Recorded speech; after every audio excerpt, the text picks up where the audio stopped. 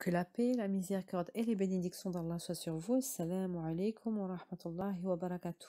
Aujourd'hui, on va parler des cris, on va parler de la colère qui va mener jusqu'au cri et on va essayer de donner une solution qui est justement soigner les cris par les cris. Alors avant même d'arriver donc aux colères et aux cris, on va parler déjà de la parole.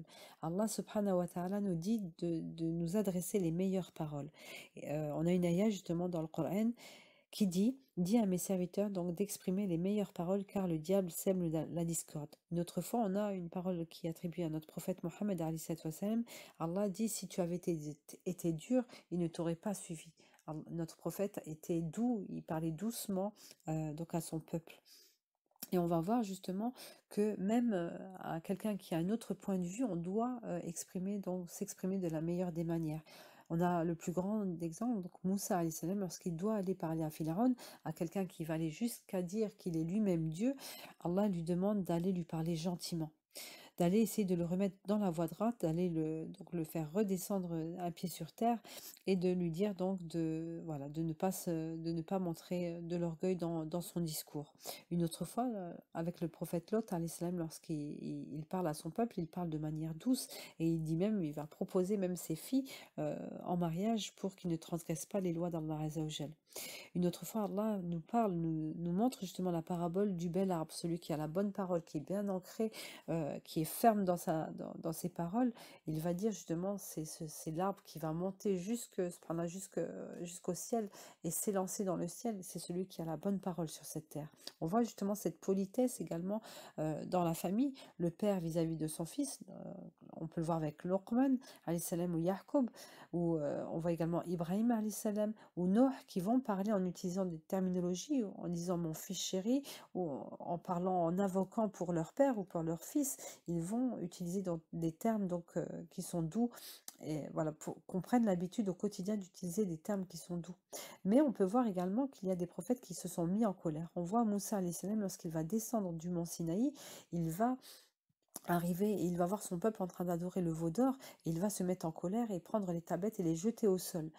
Une autre fois, on a Jésus, alayhi salam, il va rentrer dans le sanctuaire et il va voir les religieux en train de commettre du commerce à l'intérieur même du lieu de prière. Il va se mettre en colère, il va jeter les tables au sol. On voit qu'ils vont se mettre parce qu'ils voient la transgression, ils voient que les gens désobéissent aux recommandations d'Allah Azza wa Jal et ils vont se mettre en colère. Mais Allah dit une autre fois dans le Coran, Allah n'aime pas qu'on profère de mauvaises paroles sauf quand on a été injustement provoqué. Donc là, ils ont transgressé vraiment hautement et c'est là où ils vont se mettre en colère. Donc il faut trouver le juste milieu et voir dans quelle situation nous allons nous mettre en colère et nous allons jusqu'à crier comme on l'a vu précédemment. Une autre fois, on a également un hadith du prophète alayhi salam, qui était avec Abu Bakr Siddiq radiallahu anhu et des gens vont venir et les insulter. Et le prophète souriait, les laissait parler jusqu'à ce que Abu Bakr Siddiq se lève et rentre dans leur jeu et il va donc se mettre en colère et proférer également donc des mauvaises paroles et là le prophète va partir.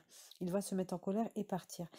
Et Abu Bakr va le rejoindre et il va lui demander pourquoi il s'en est allé et il va dire justement au moment où il nous insultait, les anges leur répondaient et donc il était content parce que les anges leur disaient voilà, leur répondaient à leurs injures. Mais au moment où Abu Bakr Siddiq est rentré, les shayatines sont venus pour encore monter encore plus le feu et là le prophète est parti car il n'aime pas la présence des shayatines et il voit justement donc dans ce hadith là qu'il faut pas il faut essayer de se préserver comme on l'a vu tout à l'heure pour pas que le diable après sème encore plus la discorde et monte encore plus le feu. On a également une parole donc de l'imam Ahmed qui disait justement, moi et ma femme, ça se passait bien au sein du foyer parce que lorsque moi je me mettais en colère, elle restait calme et inversement. On voit qu'il ne faut pas donc chercher, provoquer l'autre personne pour aller monter après de plus en plus dans la tornade donc de la colère pour arriver jusqu'au cri et à des choses pas bien, qu'Allah nous en préserve. On a pu voir, Inch'Allah, donc comment déjà essayer de ne pas provoquer ces colères, mais à partir du moment où elles sont là, il faut essayer de trouver une solution et c'est justement le titre d'aujourd'hui, soigner les cris, donc par l'écrit cette fois. Alors il y a beaucoup de solutions qui sont données actuellement et beaucoup de gens, de psychologues recommandent justement d'écrire, d'essayer de calmer donc les colères par l'écrit, d'avoir un petit cahier et d'écrire voilà ce qui vous a provoqué, de ne pas garder en nous parce que on dit le fait de tout prendre et tout garder à l'intérieur de nous va provoquer par la suite des maladies. Justement, on dit le mal a dit. Donc, on va absorber, comme on dit, il faut guérir également les mots par les mots. Donc écrire, sortir toute cette colère qu'on a, et à partir du moment où c'est sorti, mais de manière correcte, eh ben, on va ne plus sentir justement cette rage qu'il y a en nous.